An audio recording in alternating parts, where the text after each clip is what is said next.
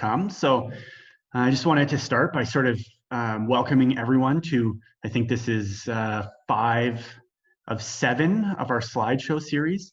I just want to thank SP and Louis especially for sort of really putting a lot of work into organizing this. I mean, I think it's really great that they have spent just the time to sort of like keep people motivated and keep people engaged as we sort of work through our personal lockdowns and all the things that we're doing.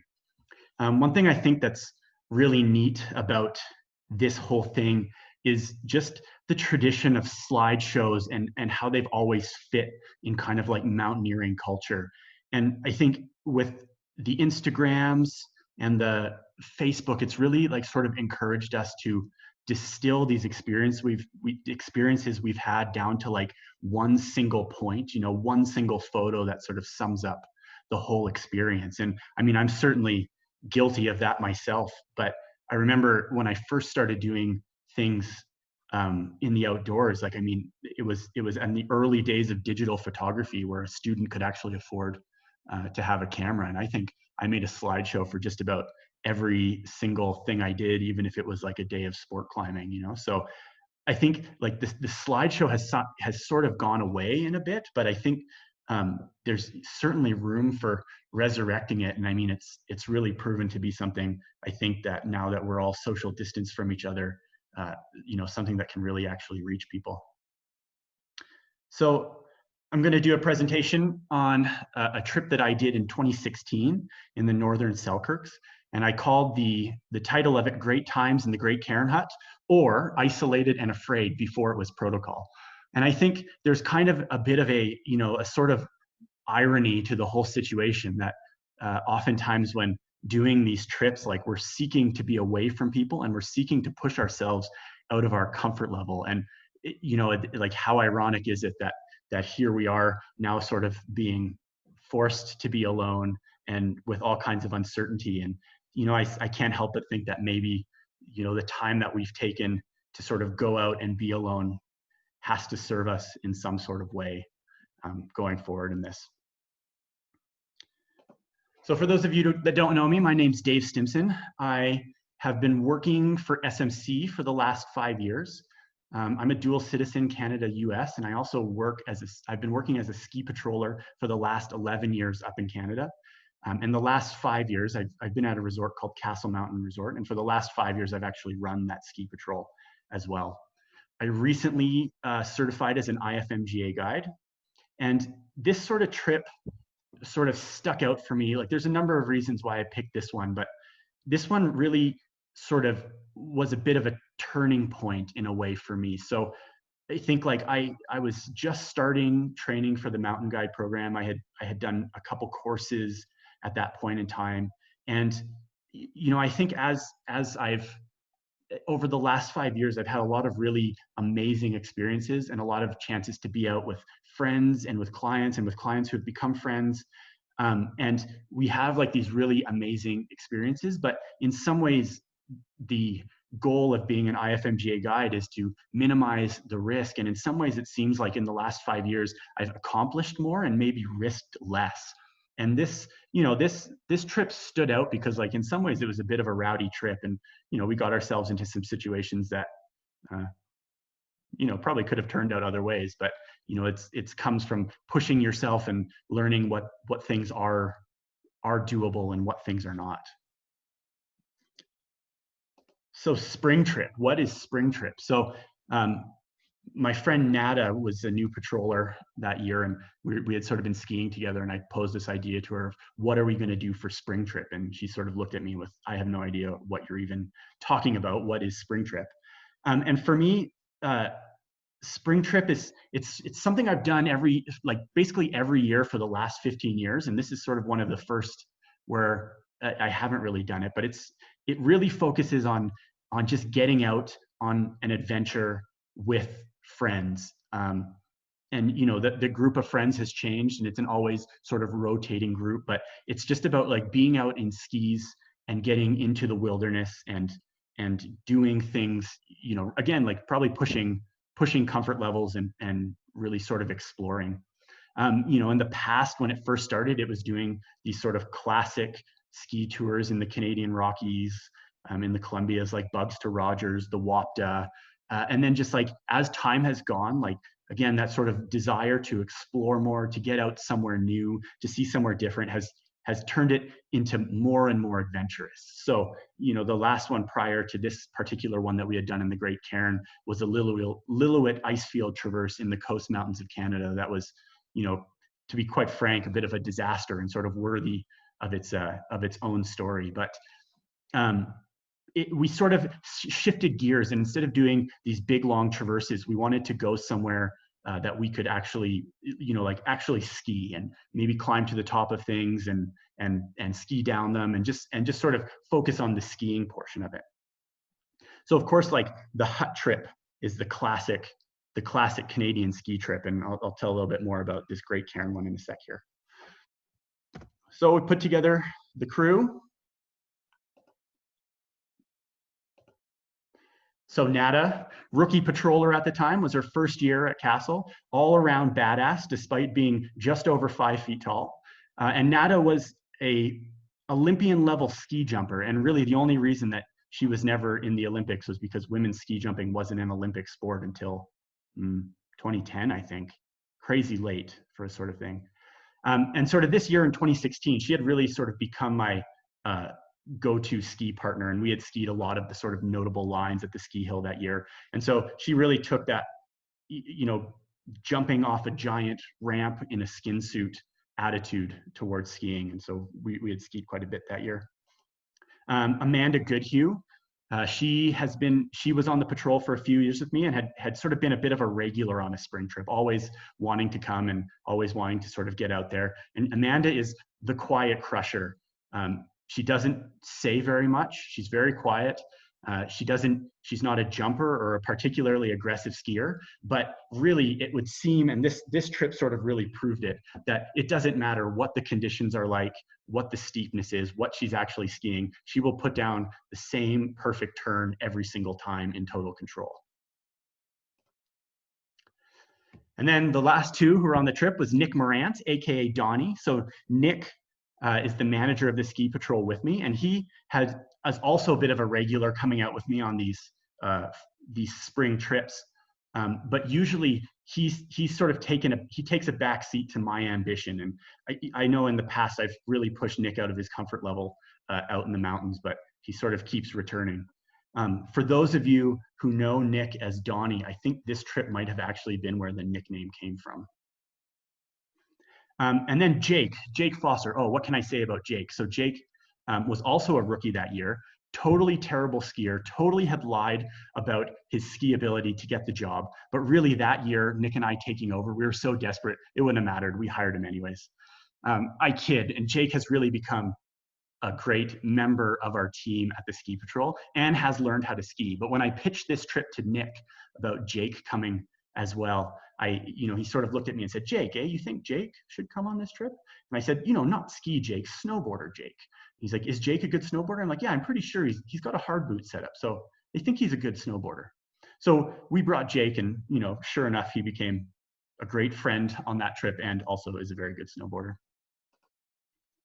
So we picked this region around Mount Sir Sanford, and Sir Sanford is the tallest peak in the Selkirks. And I've got a brief geography lesson for people, how it is, but how the mountains are in Canada. But we sort of picked this area, and this area is just, it has such a rich history of exploration, and like a couple things to sort of point out. So like this area was really important in spanning Canada with the Canadian Pacific Railway. And this Mount Sir Sanford was sort of, first surveyed by A.O. Wheeler while he was out looking for the CPR, the route it was going to take. And just sort of like one sort of interesting point of it is right here where this little pointer is, this is called Citadel Peak. And just to the right, if you were to descend off the glacier, you would end up at Moberly Pass. And Moberly Pass was one of the two sites that was picked for where they were going to put the Canadian Pacific Railway. And it's, of course, it went through Rogers Pass, and that has since become a mecca for ski touring. But it's kind of neat to think that this sort of our identity and where we ski and our identity as backcountry skiers and outdoors people could have been so different had the railway gone through a different pass. So sort of like talking about some of the history of the climbing in this area, one story has always stuck out to me. I read about this story probably 15 years ago and just blew me away. And so I want to read it to you. So it comes, Schick Scott is kind of the Canadian mountaineering historian, and he wrote this in his book, Pushing the Limits. But this is a story about the attempt for this first summit of Sir Sanford. So as from his book, two of the students, sorry, give me a sec here. The first real attempt came in 1906 when 5 young American college students canoed north down the Columbia River, continued a short distance up the Gold River, then struck out on foot with 8 days of food and supply. The bush and mosquitoes made short work of them, and they soon retreated. 2 of the students returned the following July of 1907 for another foray into the bush. Merkel Jacobs and Edward Heacock were deep in the Selkirk wilderness just south of Mount Sir Sanford when a huge boulder rolled over on Jacobs's leg and broke his femur. What then transpired over the course of the summer was a heroic epic that serves to underline the totally different nature of mountain exploration in those early days before the advent of air rescue. These men knew the meaning of self-reliance and were willing to accept the consequences of their deeds.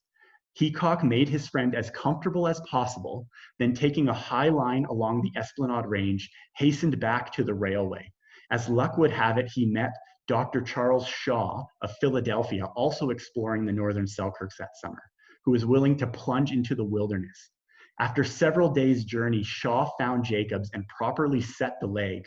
Then, for almost 2 months, the rescue team, including Jacobs' brother, stayed with the victim while his leg healed. During this time, there was a tragedy when Heacock, so he was the rescuer, or the partner of the guy who's injured, he drowned attempting to take a canoe across the Columbia River. Despite extensive searches, his body was never found. Finally, in late August, with winter fast approaching, the rescue team carried Merkel Jacobs back to the railroad. So that story is like always stuck out to me as just like the craziest thing that you could imagine happening in the wilderness. And, I think it puts into perspective, like, some of our whole things of being frustrated with staying indoors with internet and friends on Zoom when you could be stuck out in the Selkirks for 3 months while your femur healed. So I don't know, that puts into perspective for me, and just really I think it's just a great, crazy story. So sort of moving forward about this great cairn hut as well.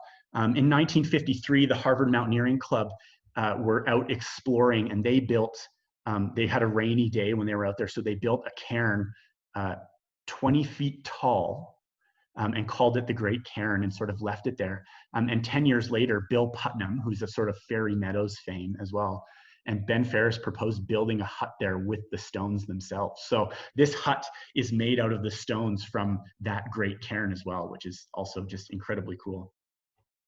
So this region just has a really cool exploration history, but then when it comes to going as a ski destination, there's actually very little about it. So there was a couple reports on the internet, and Arc'teryx had sort of produced a video of one of their pro athletes out there as well. And then the guidebook for the ski area guidebook just sort of mentions it as a place that people were starting to explore for skis. And so this area is absolutely stunning, but it's kind of mega. And there's, just even looking at this picture of Sir Sanford, there's there's no low-hanging fruit in this sort of area.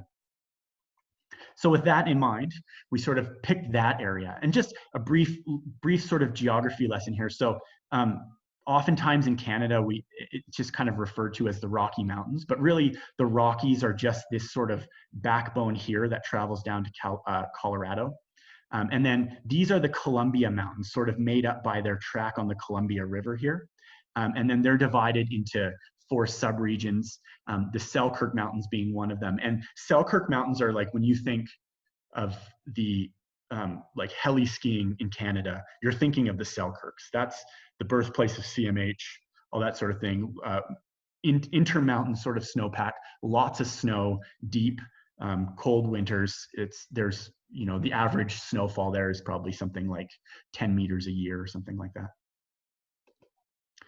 And just sort of like a brief overlay of where it is there. So you can see Golden here, Revelstoke and Rogers Pass, and then the Great Cairn is north of that.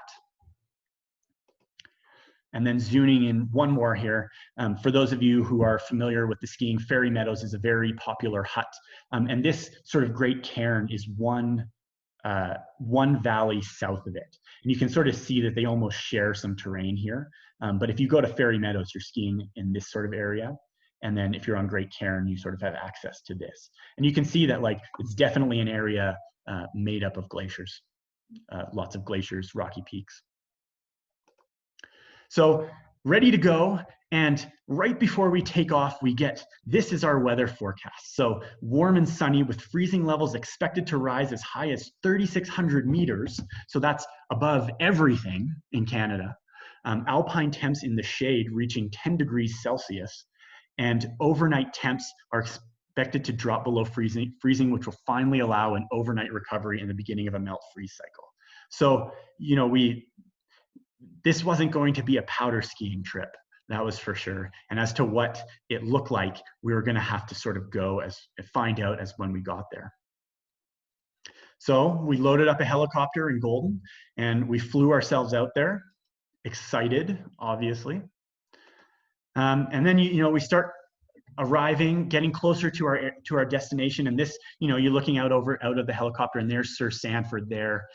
This is the south face right here, which Greg Hill skied a few years ago. But really, like this is some of the most remote stuff you could imagine in the Canadian sort of ski world. And our trip was on the other side of Sir Sanford, is primarily where we were. So we started, getting closer into our destination, and we land. And the thing about any of these trips where you come in on a helicopter or an airplane or any sort of mechanized transport is the helicopter flies away, and then it's just like a deafening silence surrounding you as you try to catch up with the idea that you have just had your safety line taken away from you, and now you are out there on your own. And I think somewhere deep down there, that sort of reptilian brain is trying to grasp where exactly you are and how you just got there. So you can I don't know if you can see in this photo, but you can sort of tell that like this is all just like ice. There's no foot pen. This is all melt freeze. It's going to be a very icy trip. And we start to realize that as we land. So we sort of shoot for our first day. We have this idea of going out for a little bit of just a checking it all out sort of tour. It looks like this is going to be the best way to not, to deal with the icy conditions and to sort of get a feel of what the area looks like and has to offer. So we get sort of settled up in the hut there, and then we take off roughly following this route to this little sort of it's not a sub peak, but just a little bump underneath. I guess this is probably the east ridge of Mount Sir Sanford. And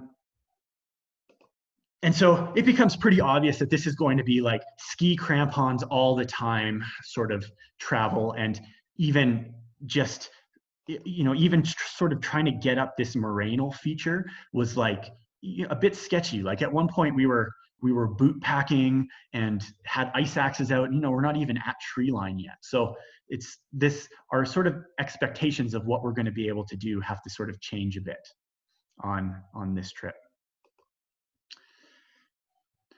But of course, it's an absolutely stunning area. This is a photo of probably Jake and Nick just traversing under Sir Sanford. And I mean, the country is just big and it's all smiles. Everyone's very excited to be there. And it looks like we're going to have nice weather for a couple days.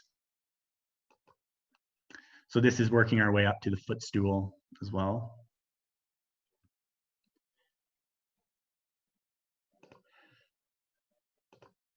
And sort of one of my favorite parts about being in the mountains, and especially like climbing and skiing, is that you start to build these mental maps in your head of places you've been, of the things you've seen. And like, I love, like, one of my favorite things, and one of my favorite things about this trip was like seeing almost every single angle of Sir Sanford as we're exploring around, and just seeing a mountain from every different angle, but also seeing like a mountain range from all these different angles. So this is a photo here looking south, and this would be looking towards Rogers Pass, and like classic destination. Also sort of roughly where those names are, you have Iconoclast and Sorcerer, and Battle Abbey and Sorcerer Lodge are in those areas, like some of the quintessential Canadian ski vacation experiences, or lodges, sorry. And then looking north, we're looking towards the Adamants and the Gothics. And the Adamants and the Gothics are like kind of in our zone. And so Fairy Meadows Hut is going to be behind that. And then the rock climbing in the Adamants and Gothics is amazing. It's Bugaboo's quality, sort of granodiorite, but just with a fraction of the people. I mean, you can walk in there, but it's a real slog, a real bush bash. And essentially, like, maybe a few people go into helicopter, but it's not that sort of easy access of the Bugaboos.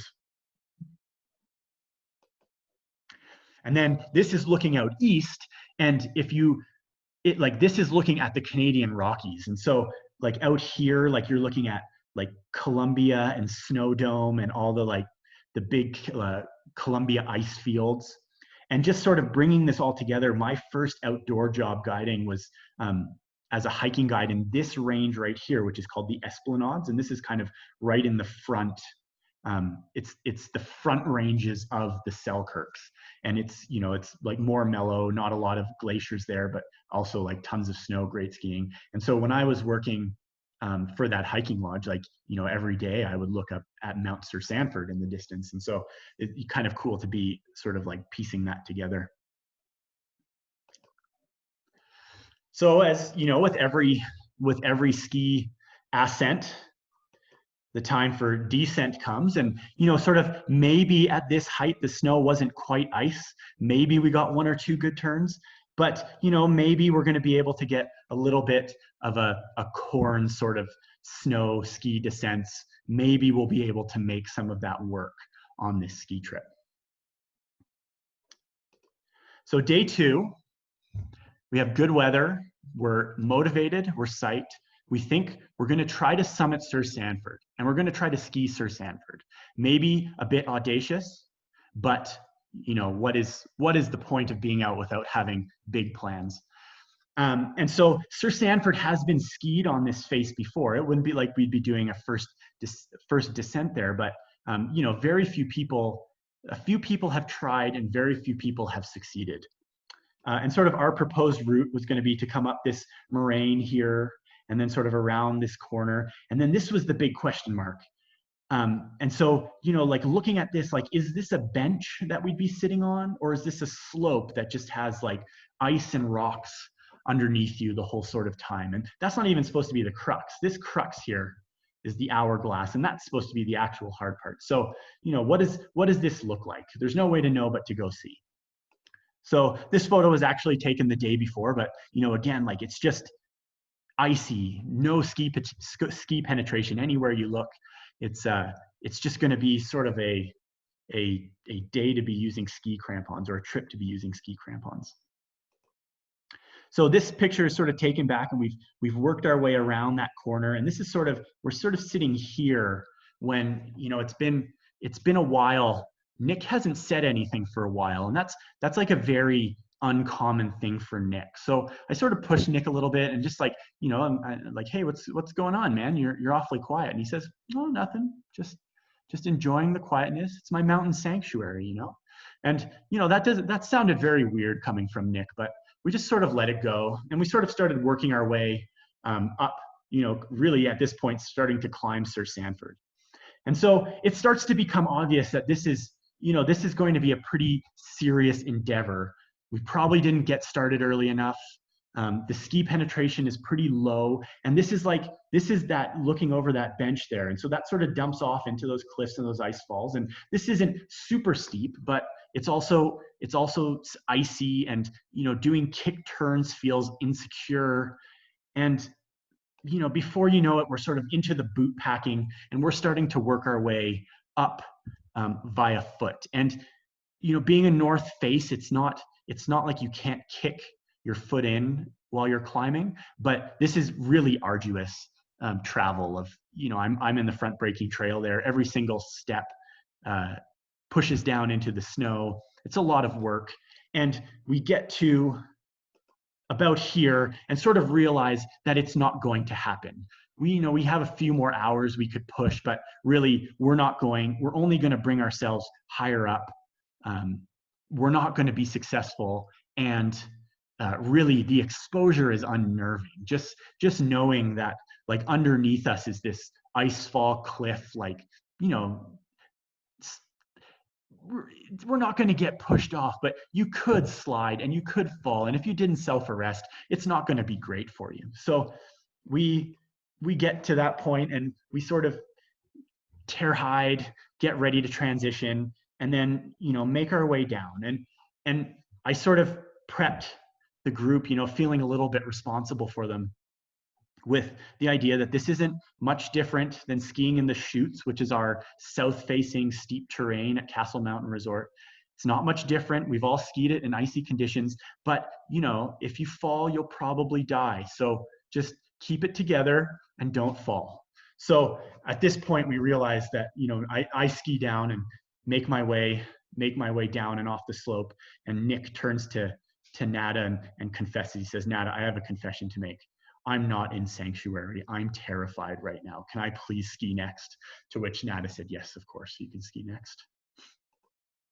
And so begins the running theme of the trip of Amanda getting down to the bottom of whatever we had just sketched our way down, and me asking her, "So how did that go?" And she goes, "Yeah, it was fine. Not really a big deal."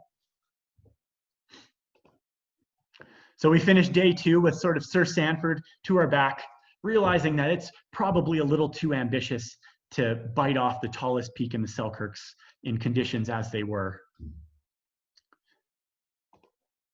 So day 3, we launched ourselves into just a little bit more of an exploring day. So sort of get out, see the terrain around, and see what sort of other things we could get excited to ski.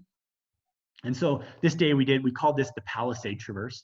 This peak right here is called Palisade Peak, and we circumnavigated this peak. So we sort of knew that weather was coming in, and we still woke up to this absolutely splitter beautiful day. And then this is climbing up onto the Sir Sanford Glacier, and this is really, to me, like the quintessential Selkirk spring trip experience. Like just being out there in these big glacial features, in this big mountain terrain, and just sort of traveling around and seeing it, even if you're not getting a ski descent out of it. So just working our way up onto this like sea of seracs of ice. There was a little sneak on the right that we could sort of work our way through. And we get up onto the ice field there, and it's just sort of spectacular. Weather's sort of changing a little bit, but again, just as sort of orientation, this is that Citadel peak, and Moberly Pass would just be over here.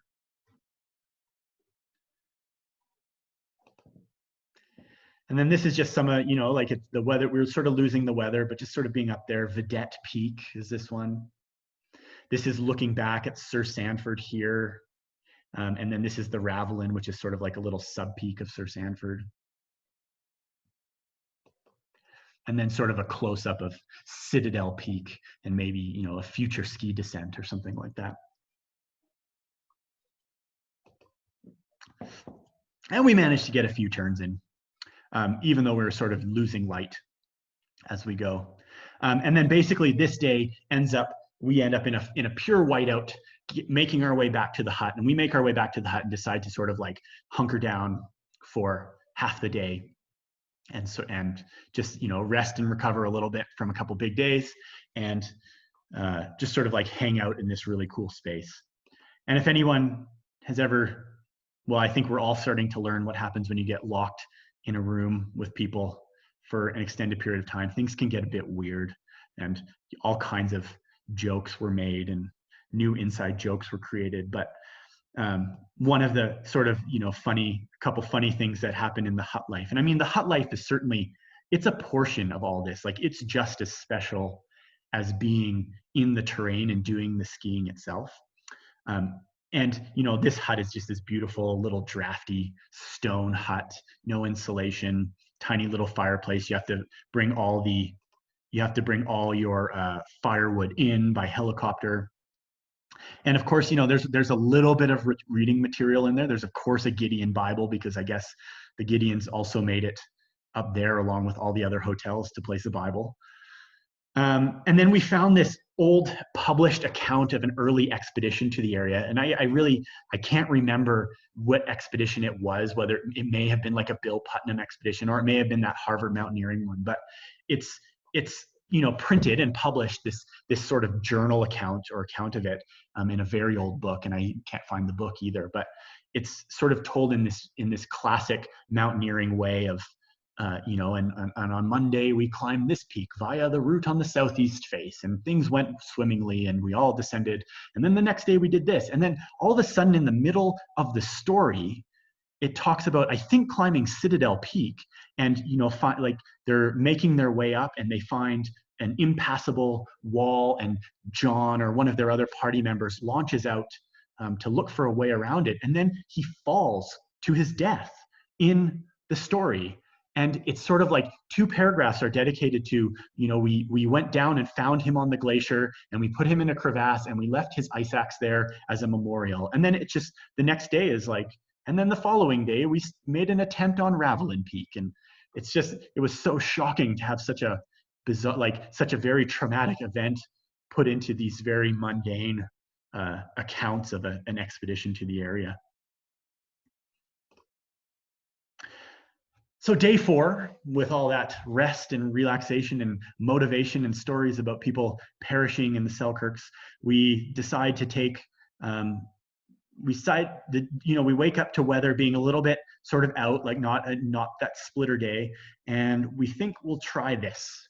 So to ascend back up the way that we had sort of come on that first day in the footstool, and then thought maybe we can sneak around into this bowl over here, just across a small col. And I can't, to be honest, remember for the life of me if that, well, I'll explain that later. That was our idea. That's what we decided that we were going to go try to do.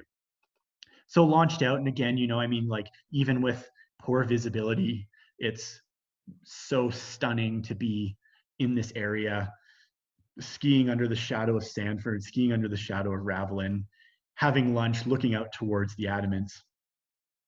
And then we sort of encounter this on our way to get into that other bowl.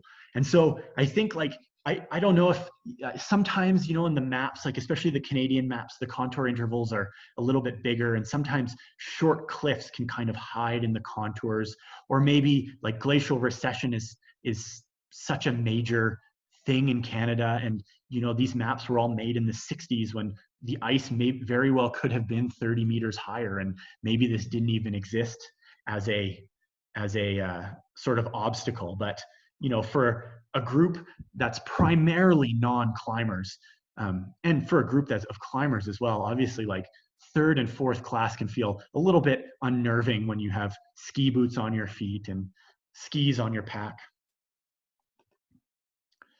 But we worked our way through it and got into the bowl, and we're able to sort of, this was sort of our goal. This was sort of our line here, trying to get ourselves into something. We were calling this the Arc'teryx line because we watched that movie over and over, the little Arc'teryx promo video that they had made, trying to figure out anything that we could recognize. And really, even after watching, after being there, like we had maybe recognized this as something that had been skied, but it was so hard to say. The Solitude line, we called it after the name of the movie. But we boot packed our way up it, transitioned in a little bit of sun, and yet again, Amanda making perfect turns down steep, wind-loaded, icy, sort of, as usual, sketchy conditions. And then sort of, ended up with a pretty nice, fun day out through some more mellow skiing down to the hut. So day 5, we're starting to get a little bit tired, and our trip is coming to an end. We know we're going to have a nice day here, and we sort of shoot for this is going to be our big objective, Blackfriars Peak out in the Adamants. So this is working our way north from the hut instead of going south. So the idea on this day is we're going to come up to Blackfriars. We're going to bring some rock gear. And the idea is we're going to boot pack up the couloir, and we're going to climb one of the 2 peaks there.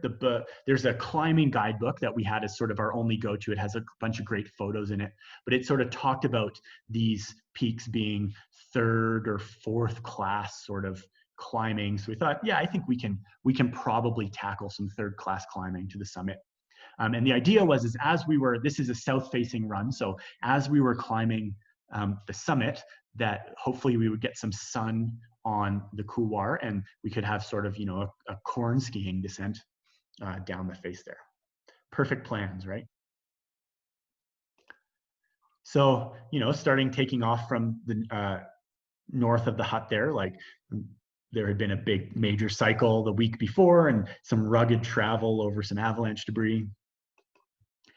And then we sort of get up onto the Silvertip Glacier, which is above the hut there and sort of the access point to getting to the Blackfriars. So, beautiful, start getting some sun, start working our way up. Again, this sort of classic Canadian, big rolling glaciers, just being on the big ice, And then yet again, another view of Sir Sanford, another view from a sort of different angle again, just looking moody and also looking craggy, and also, really sort of inspiring that, yeah, that we were ridiculous to think that we were going to be able to get up that in this particular trip, and how we had it planned.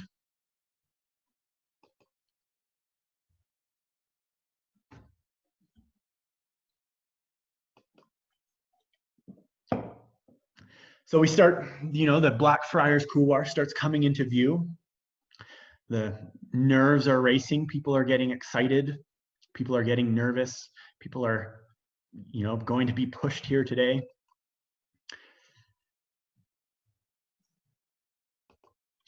And so from here on out, we sort of get into like, it's more story time and less photos, because it really, it's probably more than we expected. And, like you're sort of like looking at being like, maybe this isn't so steep. The climbing guidebook sort of talks about it being a 40-degree slope. Like that's not super steep. That should be fairly manageable. And, we start, as is often the case with some of this stuff, you don't have the right perspective. And we start sort of working our way up on here, and like, this is icy and it's steep, and we're not sort of even into the couloir yet. And as we start getting into the couloir, it's, we're now like, we're climbing, like boot packing, the ice axe is plunging in, we're using it to really make our way up, using crampons, able to get a bit of some boot steps sort of kicked in there, so it's not total cramponing or anything, but definitely as we're sort of going up there, it's very obvious that it's icy, and like the ski is not going to have a lot of penetration into the snow on this particular descent. And so this is, a photo looking down. Like we didn't take a whole lot of photos in here, as it wasn't super motivating to do so. But, we sort of worked our way up to the top of that couloir there. And then, you can sort of see in this photo, but basically we get up there and like whatever was supposed to be 3rd class looks like it's going to be 5th class climbing in crampons on slabby rock. And, I think like I sort of made it up there first and instantly knew that that part wasn't going to happen with the group that we were with. And I think, at one point, Nick gets up to Nada and sort of like leans over to her and says, we're not we're not going to climb that, are we? And Nada says, I'm not climbing that. So we bail on that idea. But of course, that has now thrown off the other part of our plan, which was that this thing certainly hasn't gotten warm yet. And we're at the top of it and need to get down. And, you know, I think for a lot of skiers, especially, like, anxiety comes from climbing, not from skiing. And, you know, this group was sort of no different, where they were more comfortable with their skis on than with an ice axe and crampons. So as we sort of are up here, like, I'm sort of thinking initially, like, well, you know, we can probably pretty reasonably turn in and down climb what we came up. The boot, you know, there's big footholds. All the plunges for the ice axe are already there. We could just start working our way down. But this group wanted to ski it, not for the glory, but because that's where they felt the most comfortable and in control. So we hash out a plan that we're going to ski this thing, and we start this first part with, this is like right from the top here, and this is a very narrow section. Like, it's barely more than a ski length across in width. So like we start the idea of, like, well, we have some ropes, we'll give people a belay. I think we could do a, you know, sort of 150-foot belay while someone skis, and at least give people the chance to sort of get their feet underneath them and get sort of, you know, accept what the ski conditions are going to be like. And then, you know, we can maybe belay our way down from there. So we start doing that, and everybody is sort of like, we can sort of get people just tucked underneath this rock band here. And then there's sort of like, it's not really a stance, but people make the best of it. And of course, this whole time it takes quite a while to get down. And I think Nick's story is that he just laid on his ice axe the whole time in self-arrest position for, he swears it was 45 minutes. I don't know if it was that long, but that's what he sort of seems to think it was. And eventually, like, we do it. Everybody skis it, and we do it. You know, it's like, this thing is a lot steeper than 45 in its steepest part. It's probably pushing 50, 55, and everybody sort of made their own choice on how they were going to ski it. And, you know, I think some people, I tried a few jump turns mixed with some side slipping. I think a few people just side slipped it. Everybody was very envious of snowboarder Jake, who was able to carry an ice axe while he did the whole entire descent. And of course, what do you think Amanda did? She crushed. I think she made perfectly executed hop turns every single time. She didn't air the Bergschrund. She skied very controlled over the Bergschrund. Total crusher. And so we sort of ski away, you know, like with mixed feelings on it. The feelings of, like, both success of skiing, you know, going out and skiing the big line that we wanted to ski, but also very relieved to be done and to have all made it out okay, and only having learned things instead of having, you know, any sort of tragedy befall us. And I think in this photo, Nada's just about to plop over onto her side and sigh in relief that, you know, the day was over and we were only going to be skiing 28 degrees from then on out. So kind of our last day, you know, I think really when you start this late in the trip, like, we had been skiing every single day so far. We had sort of pushed ourselves out of our comfort levels, and we tackled this idea that maybe we would ski Citadel Peak, you know, one more, really going for it, sort of trying to get it. But it became pretty obvious early on that, like, the group was tired and probably, like, emotionally spent from the Blackfriars couloir. And this photo I added because, like, you know, we're sort of like right about here on the skin track, and Nada drops her pole and it just rolls, and it just rolls and rolls and rolls and rolls and rolls and rolls, basically all the way to the bottom. So she has to ski down with her skins on, get her pole, and then walk all the way back up. And it just sort of becomes obvious that the Citadel is probably unrealistic. And the weather starts to come in, and really it gets quite gray ultimately. And so as kind of our final send-off, we decide to boot pack up this little cleavage between the rocks. It's just off of a ridge, and sort of go for our final descent. And amazingly, on this particular descent, we, with that stormy weather we had, this sort of area was, whatever, just in a little bit of a, in a fetch, or sorry, a lee or something to the storm, a little bit of orographic lift. And there was actually boot top POW. So we got to ski one run of comfortable, steep boot top powder skiing on the 7-day trip. So away we go, having had a successful trip. And we wake up to yet another beautiful morning in the Selkirks. And we just have to wait for our helicopter to fly out. We clean up the hut because certainly no one's going to be there anytime soon. This hut doesn't get used very often for skiing. Probably at most a couple times a year would be my sort of guess from it. But we want to make sure that whenever someone does come, it looks good. And of course, there's a lot of hurry up and wait anytime you're with a helicopter there. Plenty of time to show Nick some wrestling moves. I can demonstrate to him how to do a proper head pinch or gut wrench. And sort of like one final bit of the story as we're leaving. I don't have any photos of the helicopter coming, but we were sort of waiting for the helicopter as they were doing the Fairy Meadows shuttle on that day. So we were sort of able to dovetail in with them. So we didn't know how long we'd have to wait. We ended up waiting the better part of the whole day for the helicopter to come. And as the helicopter lands, there's people in it. And that's kind of shocking because, again, it's not an area that people ski in very often. So it's sort of shocking to see these people getting out and of course, everything's happening with the helicopter running.